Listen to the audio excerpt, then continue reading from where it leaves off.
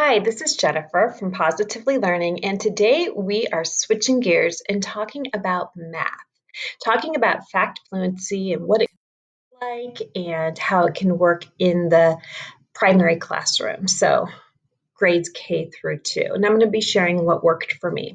Now, fact fluency has changed a bit since we were younger. You may remember or think of fact fluency as those timed math fact drills. Like how many problems can you do in a minute, or how fast can you do your times tables and things like that. They were all about speed and how many you got right, about accuracy, and a lot of memorizing. And as we know, over the years, things have really changed.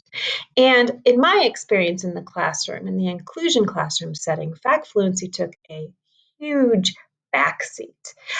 We called them sprints with the curriculum that the general education used. And we used them, but it was often like one of the first things to go when the lesson ran long. We worked with concept development and application, problem solving and math discourse, conversations. And fact fluency was just kind of one of those last things. And I mean, you can probably tell that it didn't work really well because we need it all, right? You can't really just pick and choose. Now, as a special educator, though, we did focus on fact fluency quite a bit. And one major reason is that many of our early math goals and objectives on IEPs were based in fact fluency. And I think that the reason it was because it was really measurable. Whereas other types of math, you can be making progress, but it possibly wasn't as easy to track. So, fact fluency did show up quite a bit. So I had to get creative and make it work, whether I was in the inclusion classroom setting or I was pulling small groups into the resource room and focused on progress monitoring practice. So that's what I'm going to be sharing today. I'm starting off with this blog post. I'll be sure to link this below. It's just going through a little bit about what fact fluency is and what it's not, and then how we practice it. So one major thing is though, it has really shifted. And it's funny, it's like I don't know if it shifted so much or if I just are thinking about it had to shift a little bit. But fact fluency is not like the drills, memorizing, speed. And I think that sometimes when we say fact fluency, it kind of gets a bad rap. Like you think, oh, like we don't do that anymore. And it's like, that's actually not true. We do want to be fluent with our math facts, but we know that it's more about concept development. It's more about like, how are we getting that answer and what's the most efficient way to get that answer? And in this blog post, I give an example of counting 100 pennies. You know, if you wanted to count to find out like the total amount of money you had, you could count 100 pennies and you would get the answer, but is that the most efficient way? Or would it be smarter to trade them in for 10 dimes or trade them in for 4 quarters or for $1? So fact fluency is important, but it's more about our efficient, like choosing an efficient strategy to solve that math problem. It's a lot. So it might look like practicing could be where students are asked to come up with the answer and then maybe prove their thinking. And maybe students like show their thinking in two different ways. And so then you can compare them to see which one's more efficient. If I was working with students, I might ask them, we're working on fact fluency week after week. We're measuring our progress and say we're making great progress. And it's like, okay, then what strategy are you using? Awesome. Like this is really working for you. Or say that we set a goal and we didn't make that. And we'd say, okay, what strategy? All right, let's see if we can try another one. Like, let's see how this works. It's that fluid thinking. So math fact fluency is very important. But it's just one piece of this huge math puzzle of what we want for our students. I love this quote, as I was teaching in the inclusion classroom setting, like when we made that big shift in math, it was several years ago, and it was tough, it was real tough. It was tough to change our thinking. And I remember sitting in a PD with a very wise teacher, and she had said, time she was leading the PD. And she had said, we're preparing students for jobs that don't even exist right now. And that's why this isn't about the math and the correct answer. This is about like the thinking about math, being mathematicians. And I mean, it just really made sense to me and helped me shift. All right, back to fact fluency. So what we're looking at right now is a schedule that we pretty much followed because it worked. We didn't have to make many tweaks to this. And I like this diagram, this infographic, because it really shows how fast it is. This is not a huge focus, but it's still important.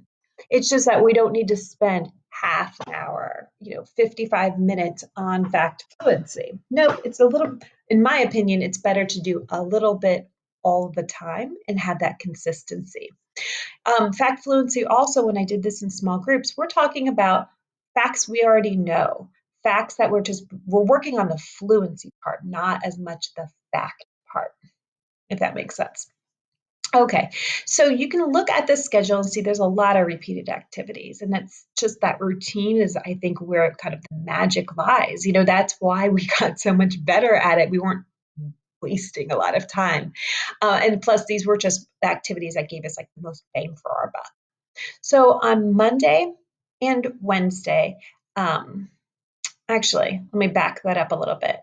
On Monday, you can see that we start off with small group warm-ups. And as you look through the rest of the week, you see that in other places too. Small group warm-ups is 3 minutes. This looks like working in a small group, whether you have 6 students, 8 students, 4 students, whether you're rotating small groups. This is more of an opportunity to kind of like put on our math thinking caps. I'm facilitating this activity. We're just doing an activity, do a quick warm up. This can look like flashing a card and asking students to like turn and talk the answer with a partner, or to call and respond to me. It's basically putting on our math thinking. It works as a great transition for whatever's coming next. So we always did this warm up rather than just jump into the next activity. So you can see I have a small group warm up on Monday, on Wednesday, and then on Tuesday and Thursday, we also have a warm up, but this is a blast game. I have another video on blast games. I have a phonics version, but blast games are basically a quick, fast-paced card game. And in this case, it would be students would get a card with a math fact, they would solve the math fact, and that's their turn. That's it. But there are also some game cards included, which are blast cards, which are like extra turns, skip a turns, switch the direction of the game. It's just like fun and fast. It's just the exact same thing as the warm up, but in a game format. Very fun. My students love it. All right, so we have some type of 3 to 5 minute warm up Monday through Thursday as a group. This is kind of my chance to give feedback because we're together as a group. I might model my math thinking. It's that transition into our math. It's a great thing to do at the beginning of your math block. I think it's kind of good as like a bookends, like maybe at the very beginning, kind of transition, let's get ourselves warmed up, or maybe even at the end where it can be like, let's close this down, and so on. Okay, the other activities that fell into our weekly routine was partner practice. And you can see that on Tuesday, Wednesday, Thursday, and even on Friday. In partner practice, say I have a group of 6 sitting at my small group table, it would be where we pair up. So I'd have 3 groups of pairs. Students would turn and face each other, and they would either use the blast game cards or maybe another set of flashcards, and they would be practicing math facts with each other. And they can help each other, they can give feedback with each other, they can quiz each other, they can have fun together with math, and that's totally fine. More of a warm-up. One thing that occurs during this partner practice, which is about 5 minutes long, is that I have a chance to lean in, listen, observe. And so I can take a progress monitor note. So I might choose 2 students out of, like, say I have a group of 6. And of course, you can adjust this. You can do 1 student, you can do 5 students, you can do whatever you want, whatever works for your students, yourself, and your time block. So I may progress monitor by just leaning in and listening to a student and take maybe 4 of their turns and get that quick data note. Because of course, if they do 4 turns, they either get like 1 out of 4, 2 out of 4, 3 out of 4, or all 4 correct. And then you can grab that data point of how they did. What are they demonstrating mastery? Are they at 75%, 50%, or whatever?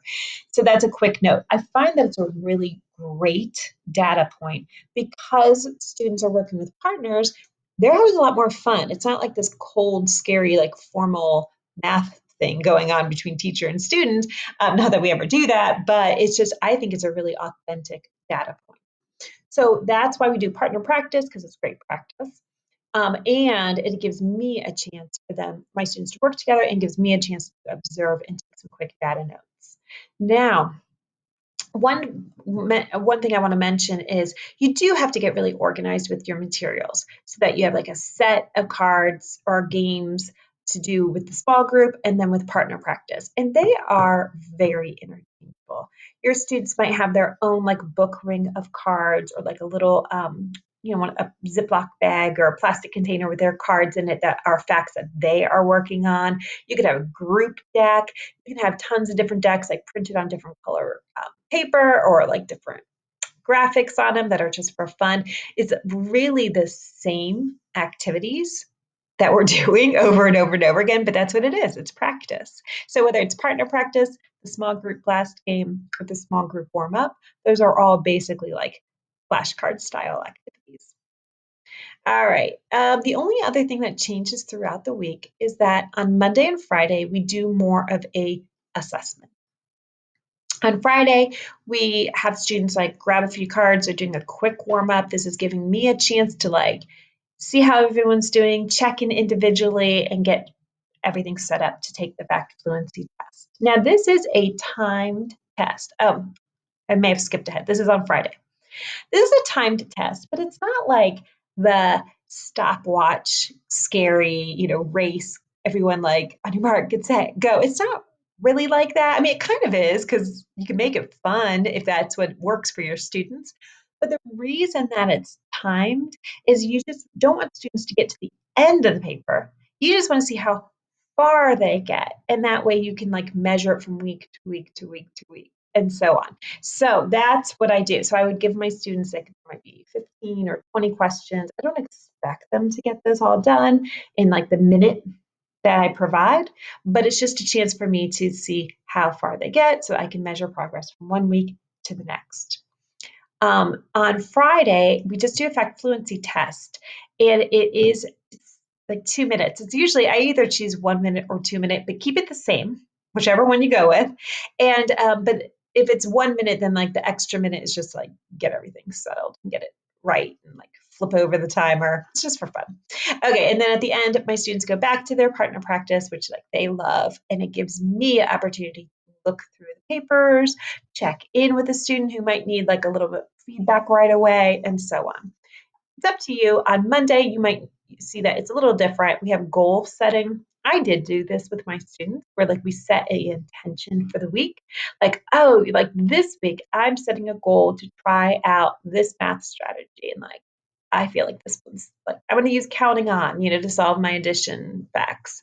And that's what I'm going to be working on all week. So whether it's in the small group or the partner practice or the fact fluency test on Friday, that's what I'm going to focus on. And next Monday, we'll reflect on that. How did it go? Let's set the same goal, keep going, up the ante, or change it completely. So I did put that in. It's like a little bit more of a math conversation. All right, that's a lot of talking, a lot of listening. If you want to read through, I have much more detail on this blog post. And I also wanted to show you what I used. Because you are not spending a lot of time, you do have to get really organized. And so I do have this fact fluency kit, and I love to do like an unboxing video. Unboxing video is where I just open this up, let you look inside, and if you have any questions, let me know. I want to show you the preview really quickly. I'm not going to spend a lot of time on this because you can go straight to it and just download this right away for you. But it gives you what's inside everything that's included in the Fact Fluency Kit that I used. You can see it's on a Lego snap block theme, which my students absolutely loved. We used Legos to build towers that tracked like how we made progress in our Fact Fluency. You can see a picture of the tower right there. Students using fingers to solve, which is totally fine. There's some assessment trackers and a table of contents of like all the facts that are included. This is just for addition and subtraction and a list of how to use the quick assessments. I try to make everything like super, super easy, as in low prep. So let me show you what it looks like. I'm going to download it and open it up. Okay, so this looks familiar from the preview. Let's see if I can back. Okay. All right, great. I'm just going to scroll down. So it gives you explanation of how we did it, a lot of information from the blog post, and take what works for you. Like take it and say, yep, like this would definitely work. No, we have much longer. No, we have much shorter. Just make those adjustments as you need to. Here's some certificates to print out in color and in black and white to print on color paper. And we did use the Lego theme. I did want to show you what's in here though. Thinking about those partner games, or these are the tracking pages, we used these all the time. So they would last, let's see, 1, 2, 3, 4, 5, 6, 7, 8, 9. They'd last like 2 weeks. There's another tracker that's in there. There's our schedule of what we did, very similar to the blog post. The blank schedule to customize. All the facts that are included. Okay, here's the cards that I would use for the blast game. And just use the ones, print the ones you use, save the other ones for partner games or warm-ups, or add them in when students are ready. So all of the math facts are included, but of course you're not going to print all of these and use them in one game unless you have students at all these different levels, which I bet you do. Well, you might. There's some blank cards to fill in. There are some that don't have the color blocks on them. So if you wanted to print these out on colored paper, I don't use like one color for one set of facts, although that would work for sure. But my students were pretty savvy. So I grabbed a handful of assorted colors and printed them on there. My students just thought that was fun. Okay. And these are like for the warm-ups or for the game. And then here are all the sheets. So they are vertical, so you would cut them in half. There's 2 sheets per page, and they're leveled. Like there's A, B, C, and those are the additions. And then you're going to go through all the subtraction, same things. And then you're going to go to the black and white version. It's a lot in here, but you need a lot. You're practicing these every day. You do need to stay really organized, and you have to have your resources prepared and ready to go because you literally are spending like 10 minutes. That's it. And there's all the subtraction papers. Now, I will say, like when my students they were like approximately near the same level, but some students started progressing and moving along quite a bit faster than others. So when they get their fact fluency page, they're not taking the same one. They're taking the page that they are on. So like one student might be at level B, one student might be level D, and so on. They're not staying on the same one. Here are the game cards for the extra turn. There's a color and a black and white version, and then there's game directions. And that's it. So if you would take this file and print it out and prep it, I am promising you would be set for the entire school year. That would be it. So get like a bag or a folder, file folder, or a plastic container and organize it once, and you are set. There's one more thing I wanted to show you. I added this and I put it in a bundle. So here is a bundle of the Fact Fluency Kit that you just took a look at, and I bundled it with a set of 6 digital centers that are also Fact Fluency. And they are based on the true and false, which is like my students are really, really used to. A little bit slow right here.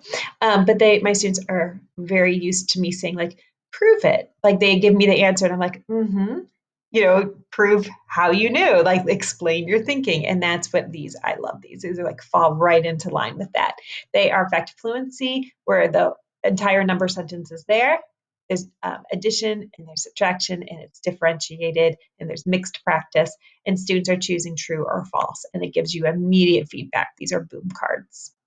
So there is a lot to look at and a lot to think about, but the main idea is just getting that routine, deciding what materials are going to meet your students' needs, thinking about interest and level and the amount that you need.